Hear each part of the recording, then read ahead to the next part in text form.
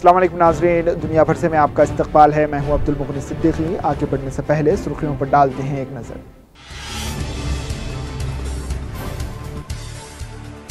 गुरदासपुर लोकसभा ज़िमनी चुनाव में कांग्रेस की कामयाबी, पंजाब में जश्न का माहौल।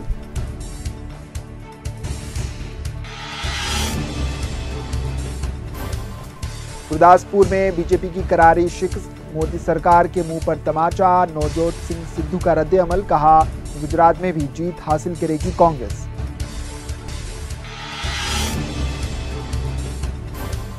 सरहद पर पाकिस्तान की शलबारी का सिलसिला जारी, ताजा फायरिंग में 3 आम शहरी जख्मी।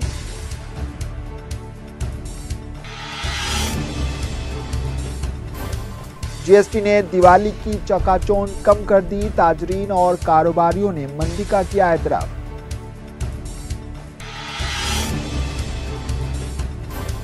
ईरान के खिलाफ ट्रंप की तकरीर, खित्ते को एक नई जंग से दो चार कर देगी इसराइल का रिमार्क।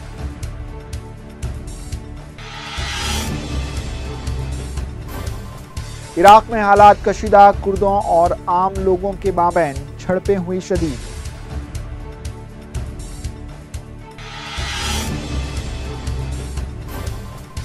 न्यूयॉर्क के जंगलात में लगी भयानक आग से मरने वालों की तादाद 40 हो गई, महलूकीन में हिंदुस्तानी लड़की भी शामिल।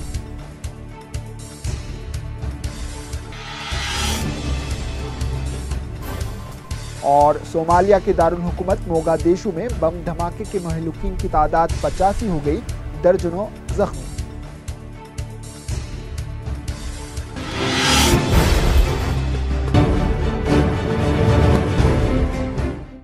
सुर्खियां आपने देखी, अब पेश है खबरों की तफसील। गुरदासपुर लोकसभा हल्के के ज़िमनी इंतखाबात के लिए 9 असेंबली के हल्कों में 11 अक्टूबर को हुई राय दही के नतायज जारी कर दिए गए हैं। गुरदासपुर लोकसभा की निशिस्त पर कांग्रेस पार्टी के उम्मीदवार सुनील झाकर ने तकरीबन 1 लाख वोटों से बीजेपी के उम्मीदवार के खिलाफ जीत दर्ज की है।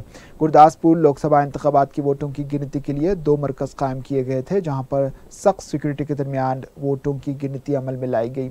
इस असेंबली हल्के में पहले दौर में बीजेपी आगे चल रही थी, ताहम दूसरे दौर में कांग्रेस बीजेपी के उम्मीदवार को पीछे छोड़ दिए और वोटों की गिनती के आखिरी मरहले तक इसी तरह के रुझान का सिलसिला जारी रहा और आखिरी मरहले की गिनती के इख्तिताम के बाद कांग्रेस पार्टी के उम्मीदवार को बीजेपी के उम्मीदवार पर 1 लाख वोटों से कामयाबी हासिल करने का ऐलान किया गया। कांग्रेस पार्टी के उम्मीदवार की कामयाबी पर कांग्रेस पार्टी के हलकों में खुशी का माहौल देखा गया है।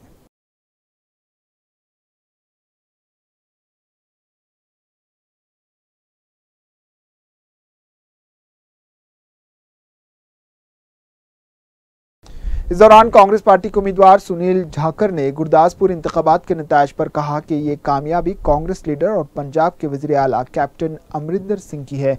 इन्होंने कहा कि बीजेपी के खिलाफ गुरदासपुर से कांग्रेस की कामयाबी का आगाज हो गया है और ये सिलसिला पूरे मुल्क में जारी रहेगा। इन्होंने कहा कि राहुल गांधी 2019 में मुल्क के वज़ीर आज़म बनेंगे। Maybe numerically this would not make much of a difference, but I see as a turning point in the whole national scenario. This will be the cornerstone. Gurdaspur victory of Congress will be the cornerstone for turnaround in 2019, and this would lead to a Congress government at the center led by Shri Rahul Gandhi ji.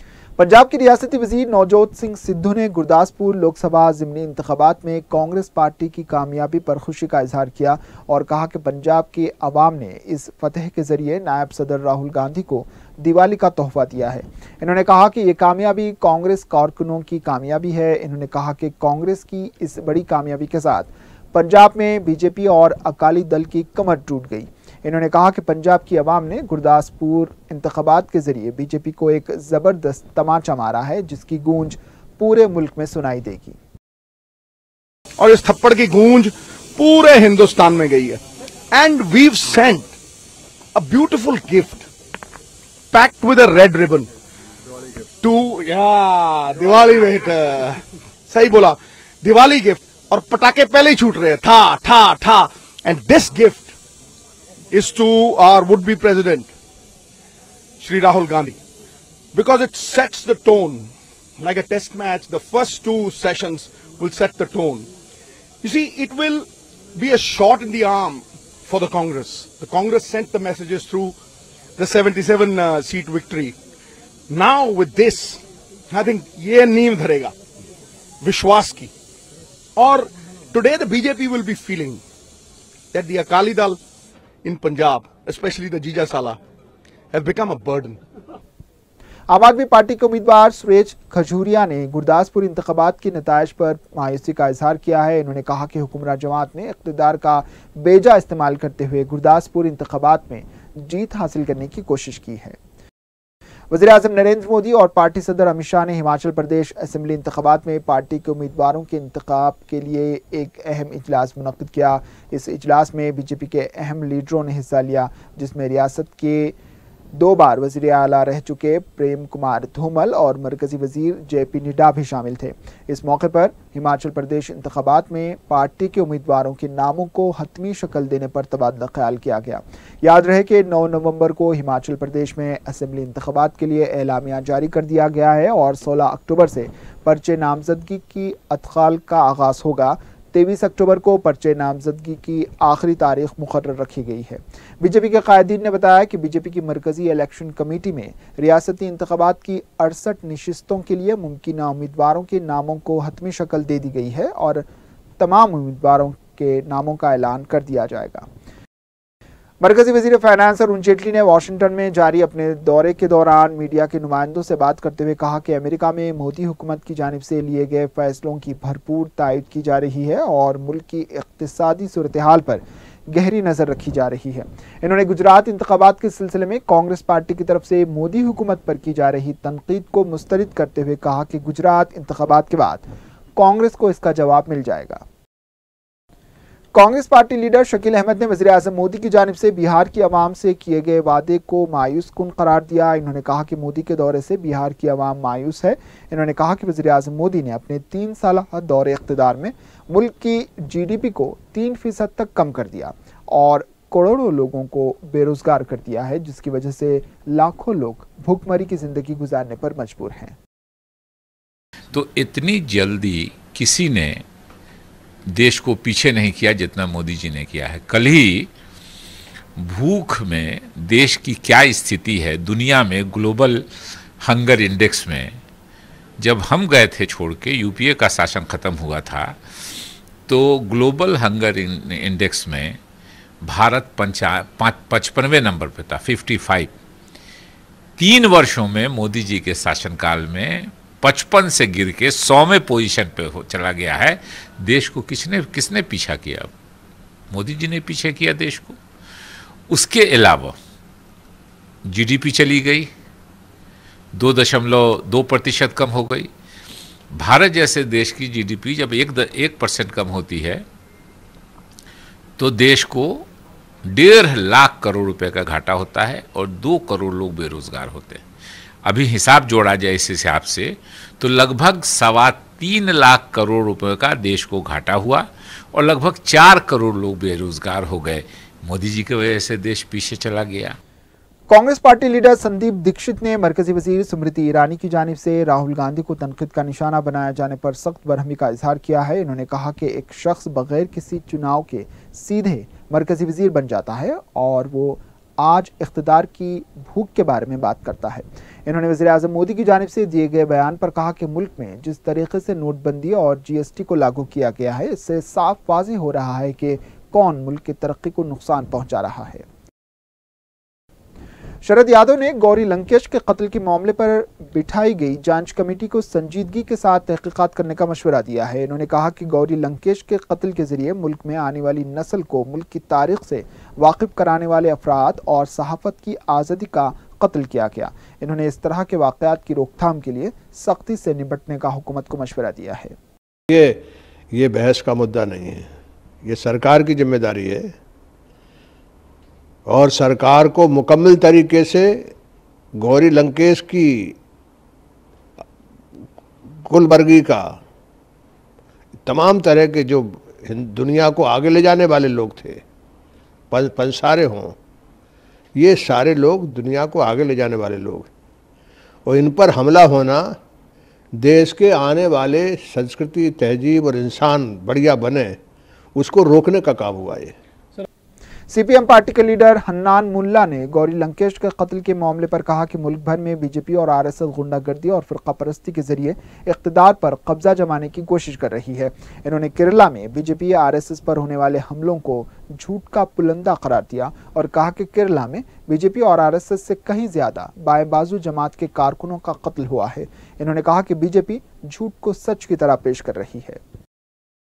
का एक चरित्र होता है, Goebbels बोलता था, झूठ बोलो, 100% बोलो और बार बार बोलो, तो लोग बोलेंगे कुछ तो सच होगा ही। ये है इसका सच करने का, झूठ को इसका तरीका है, और ये खुद करवा रहा है। हमारा 112 खून हुआ, उसका 50 लोग खून हुआ, नंबर बड़ा बात नहीं, मगर हो रहा है ना, तो हमारा डबल क्यों हो? उसका कौन किया? भगवान ने किया। आरएसएस वहाँ खून खराबी करके अपना संगठन बढ़ाने का कोशिश कर रहा है। हम बार बार बोल रहे हैं ये राजनीतिक सवाल है, टेबल में बैठ के फैसला करो, मारपीट करके फैसला नहीं हो सकता।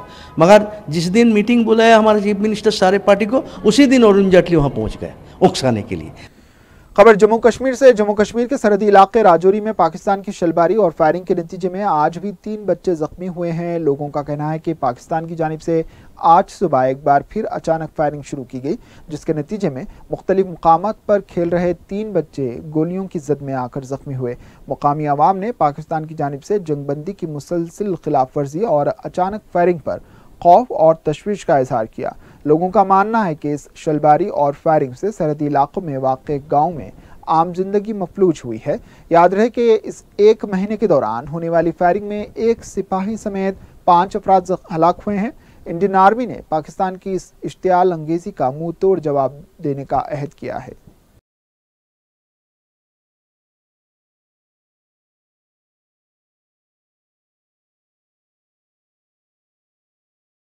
डिफेंस एक्सपर्ट पीके सहगल ने पाकिस्तान में हाफिज सईद की रिहाई के मामले पर बात करते हुए कहा कि हाफिज सईद की रिहाई से साफ वाज़ेह हो गया है कि पाकिस्तान किस तरीके से हाफिज सईद की पुश्तपनाही कर रहा है। इन्होंने कहा कि पाकिस्तान की सिविल हुकूमत हाफिज सईद के खिलाफ कुछ नहीं कर सकती, क्योंकि हाफिज सईद को ISI और पाकिस्तानी फ़ौज की भरपूर तायद हासिल है। इन्होंने हिंदुस्तानी हुकूमत को मशवरा दिया कि वो बैनुल अक़वामी इंटेलिजेंस की मदद से पाकिस्तान की हाफिज सईद का सफाया करे। दिवाली की आमद है। मुल्क में रोशनियों के इस त्यौहार का जश्न पूरी धूमधाम से मनाया जाता है। ताहम इस साल बाज़ारों में पहले जैसा जोश व खरोश देखने में नहीं आ रहा। पटाखे और दिए और रंगारंग बल्ब दिवाली का खासा होते हैं। साथ ही मिठाई भी इस त्यौहार की जान है। ताहम अब की बार बाज़ारों में लोगों की चहल पहल बहुत ही कम है। कारोबार मंदे हैं और कारोबारियों का कहना है कि कारोबार महज 60% तक ही हो पा रहा है। कारोबारियों ने शिकायत की है कि GST के बायस वो चीन से सामान इंपोर्ट नहीं कर पा रहे हैं, जबकि नोटबंदी और GST के निफाज के बायस आवाम के पास खर्च करने के लिए पैसा ही नहीं है, जिसका रास्त असर मार्केट में देखा जा रहा है। जहां कारोबारियों की ये शिकायत है कि GST के बायस उन्हें मुश्किलात दरपेश हैं।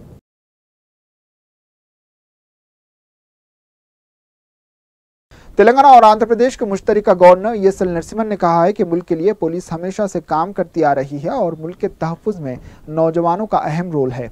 इन्होंने शहर हैदराबाद के पीपल्स प्लाजा निकलिस रोड पर पुलिस यादगार शहीदान के मौके पर मुनक़्क़िद की गई दौड़ में मेहमान ख़ुसूसी के तौर पर शिरकत की और इस दौड़ का आगाज़ किया। गवर्नर ने मज़ीद कहा कि मुल्क के लिए कई अफराद ने जानें कुर्बान की हैं। इस दौड़ को 2 किलोमीटर, 5 किलोमीटर, 10 किलोमीटर के ज़ुमरे में रखा गया था। इस दौड़ का मकसद फ़राइज़ अंजाम देने के दौरान जान की कुर्बानी देने वालों को याद करना और उनको खिराज पेश करना था। गवर्नर ने भी खुद इस दौड़ में हिस्सा लिया। इस मौके पर फ़िज़ा में गुब्बारे भी छोड़े गए। इस दौड़ में कसीर तादाद में नौजवानों ने हिस्सा लेते हुए शहीद पुलिस मुलाजमीन को भरपूर खिराज पेश किया है।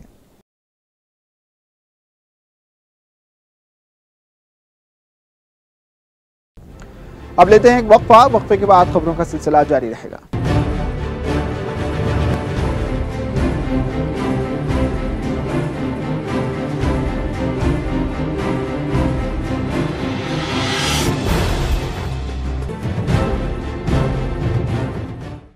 वक्फे के बाद आपका दोबारा इस्तकबाल है। आगे बढ़ने से पहले सुर्खियों पर एक और नजर।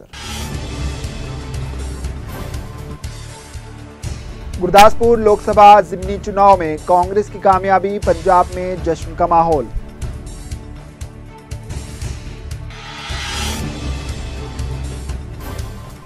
गुरदासपुर में बीजेपी की करारी शिकस्त, मोदी सरकार के मुंह पर तमाचा। नवजोत सिंह सिद्धू का रद्द-ए-अमल, कहा गुजरात में भी जीत हासिल करेगी कांग्रेस।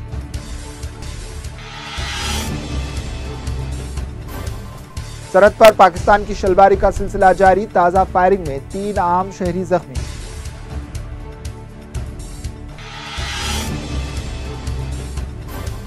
जीएसटी ने दिवाली की चकाचौंध कम कर दी, ताजरीन और कारोबारियों ने मंदी का किया एतराफ।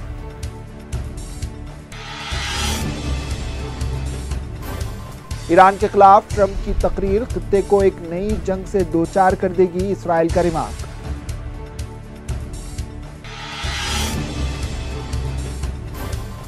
इराक में हालात कशीदा, कुर्दों और आम लोगों के माबैन झड़पें हुई शदीद।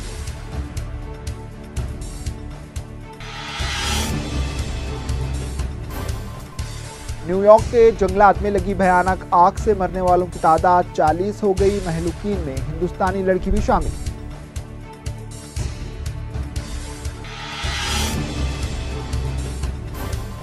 और सोमालिया के दारुल हुकूमत मोगादिशु में बम धमाके के महलूकीन की तादाद 85 हो गई, दर्जनों जख्मी।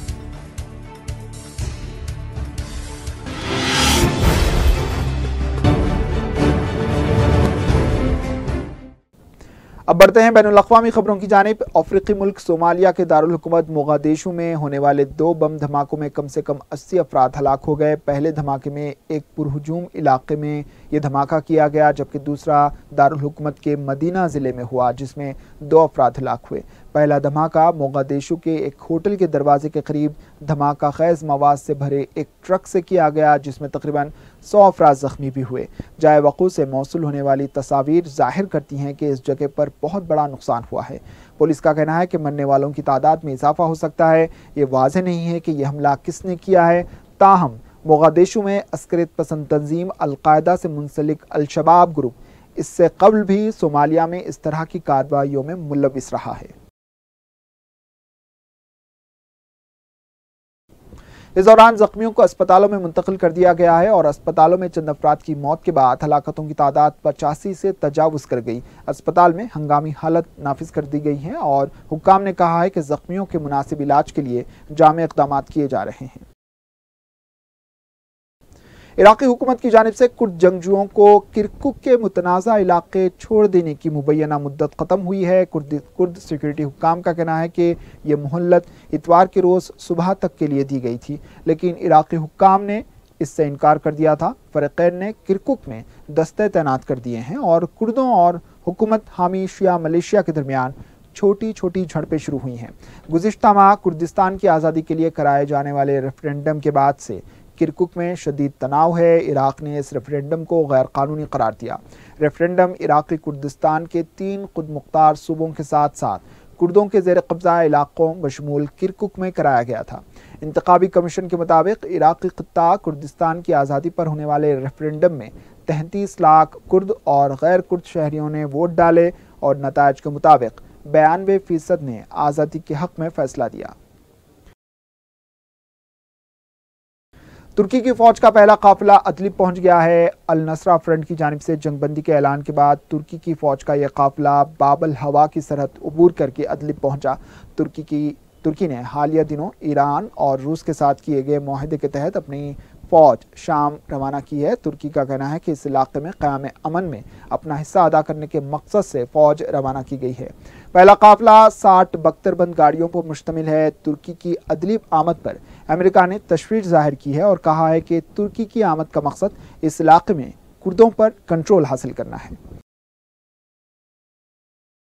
ट्रंप की ईरान के खिलाफ धमकी और तकरीर पर जहां ईरान ने तशवीश का इजहार किया है, वहीं इसराइल के इंटेलिजेंस महकमे के वजीर ने कहा है कि ट्रंप ने इस तरह का बयान देकर खित्ते को जंग के खतरे से दो चार कर दिया। उनका कहना था कि ताज़ा सूरत हाल में यह खित्ता एक बड़ी जंग की लपेट में आ सकता है।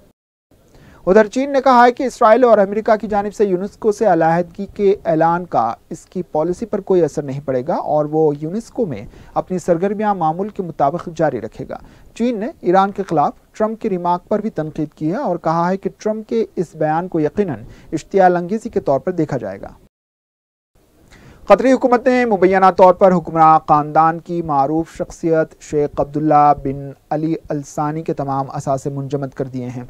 उनके खिलाफ ये इक़दाम अमीर क़तर शेख तमीम की हालिया खलीज बहरान के दौरान पॉलिसियों की मुखालिफत की पादाश में किया गया है। शेख अब्दुल्ला बिन अली अल सानी ने हफ्ते के रोज़ एक ट्वीट में इत्तला दी है कि कतरी हुकूमत ने मुझे ये एजाज़ बख्शा है, इसने मेरे तमाम बैंक खाते मुंजमद कर दिए। मैं इस एजाज़ पर उनका ममनून हूँ और मैं ये एजाज़ मादरे वतन को सौंपता हूँ। इन्होंने लिखा, मैं ये तवक्को करता हूँ कि कतर मौका परस्तों और मफाद परस्त दोस्तों को निकाल बाहर करेगा और दोबारा खलीज के धारे में लौट आएगा। शुमाली कैलिफोर्निया के जंगलात में लगी भयानक आग से मरने वालों की तादाद 40 हो गई है, जबकि सैकड़ों लोग अब भी लापता बताए जा रहे हैं। कैलिफोर्निया के जंगलात में लगी भयानक आग तेज़ हवाओं की वजह से जंगल में तेज़ी से फैल रही है, जिसके बाद सबब हज़ारों लोगों को अपना घर छोड़कर महफूज मुकामात पर मुंतकिल होना पड़ा है। तकरीबन 10,000 फायर फाइटर एयर टैंकरों और हेलीकॉप्टरों के जरिए गुज़िश्ता 7 दिनों से 2,14,000 एकड़ में फैली आग को कंट्रोल करने की कोशिश कर रहे हैं। आखिर में सुर्खियों पर एक और नजर। गुरदासपुर लोकसभा ज़िमनी चुनाव में कांग्रेस की कामयाबी, पंजाब में जश्न का माहौल।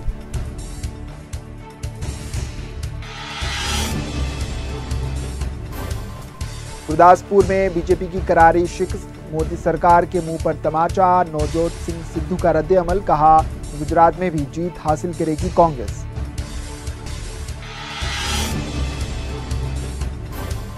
सरहद पर पाकिस्तान की शलबारी का सिलसिला जारी, ताजा फायरिंग में 3 आम शहरी जख्मी।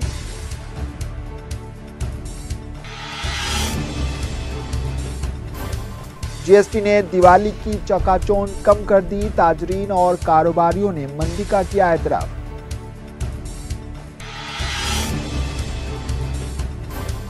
ईरान के खिलाफ ट्रंप की तकरीर खित्ते को एक नई जंग से दोचार कर देगी, इसराइल का रिमार्क।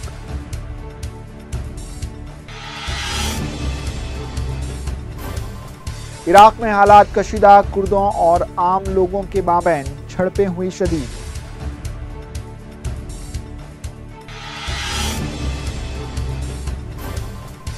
न्यूयॉर्क के जंगलात में लगी भयानक आग से मरने वालों की तादाद 40 हो गई, महलूकीन में हिंदुस्तानी लड़की भी शामिल।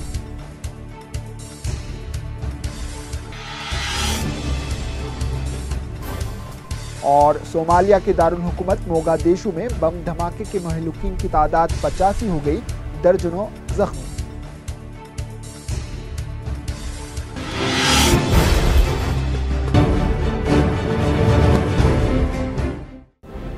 इसी के साथ दुनिया भर से इख्तिताम को पहुंची, दीजिए इजाजत, अल्लाह।